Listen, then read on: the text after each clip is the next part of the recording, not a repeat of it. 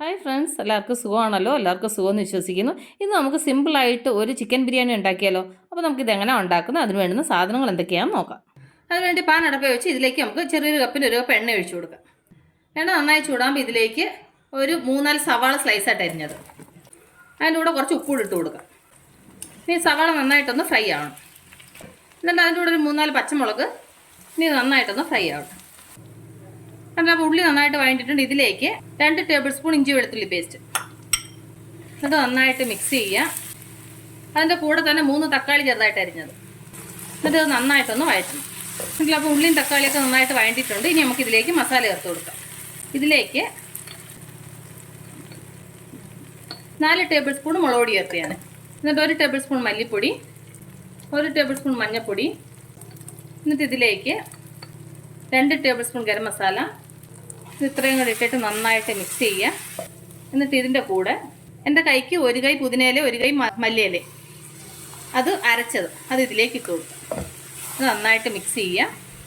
എന്നിട്ട് അതിൻ്റെ കൂടെ ഒരു 1/2 കപ്പ് തൈര്, എന്നിട്ട് ഇത്രയും കൂടെ നന്നായിട്ട് മിക്സ് ചെയ്യുക. എന്നിട്ട് ഇതിലേക്ക് ചിക്കൻ ഇട്ട് കൊടുക്കാം. ഞാൻ 1.5 കിലോ ചിക്കനാണ് എടുത്തത്. എന്നിട്ട് നന്നായിട്ട് മിക്സ് ചെയ്യുക. എന്നിട്ട് അതിൻ്റെ കൂടെ ആവശ്യത്തിന് ഉപ്പ്. ഇനി അത് നന്നായിട്ട് മിക്സ് ചെയ്തിട്ട് ഇനി ഈ ചിക്കൻ നന്നായിട്ടൊന്ന് വെന്തൊന്ന് ഫ്രൈ ആവണം. ചിക്കൻ നന്നായിട്ടൊന്ന് വേവട്ടെ. ചിക്കൻ അവിടെ നിന്ന് വേവുന്ന നേരത്തെ നമുക്ക് അരി വറക്കാം. അതിന് വേണ്ടിയിട്ട് ഞാൻ പാൻ അടപ്പേ വെച്ചു. ഇതിലേക്കൊരു 2 ടേബിൾ സ്പൂൺ നെയ്യ് ഒഴിച്ചു.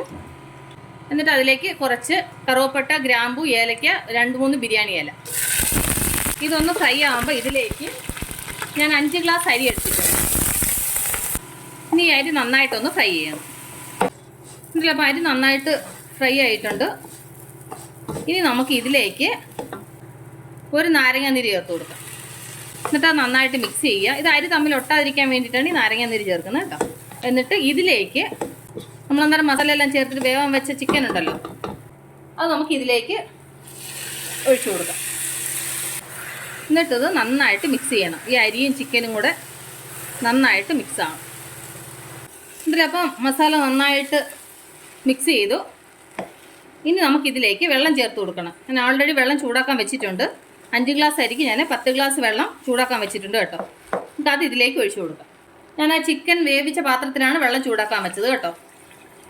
എന്നിട്ട് നന്നായിട്ട് മിക്സ് ചെയ്യുക. നമ്മൾ ചിക്കനൊക്കെ ഉപ്പ് ചേർത്തായിരുന്നു, അതുകൊണ്ടൊന്ന് ഉപ്പ് നോക്കിക്കോണം. ഉപ്പ് കുറവുണ്ട്, അതുകൊണ്ട് ആവശ്യത്തിന് ഉപ്പ് ചേർക്കണം. എനിക്ക് കുറച്ച് ഉപ്പ് കുറവുണ്ട്, അതുകൊണ്ട് കുറച്ചുകൂടി ഉപ്പ് ചേർത്ത് കൊടുക്കാം. എന്നിട്ട് നന്നായിട്ട് മിക്സ് ചെയ്തിട്ട് ഇത് അടച്ച് വെച്ചിട്ട് ഒരു മീഡിയം ഫ്ലെയിമിൽ വേവിക്കാം. ഇതൊന്ന് തിളച്ച് കഴിയുമ്പോൾ നമുക്ക് തീ കുറച്ച് വെക്കാം. അപ്പോൾ ഞാൻ ഒന്ന് തിളച്ചപ്പോൾ തീ കുറച്ച് വെച്ചായിരുന്നു. പിന്നെ കുറച്ച് വെള്ളം വറ്റിയിട്ടുണ്ട്. ഇനി നമുക്ക് ജസ്റ്റ് ഒന്ന് ഇളക്കി കൊടുക്കാം. കണ്ടില്ലേ, ഇത് നന്നായിട്ട് ഡ്രൈ ആവണം. അപ്പോൾ നന്നായിട്ട് ഡ്രൈ ആവട്ടെ.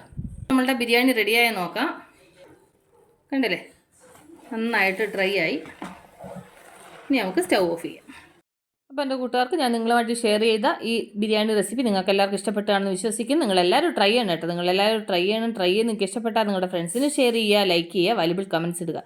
നാളെ നമ്മൾ പുതിയൊരു വീഡിയോ ആയിട്ട് വീണ്ടും കാണും വരെ ടേക്ക് കെയർ, ബൈ.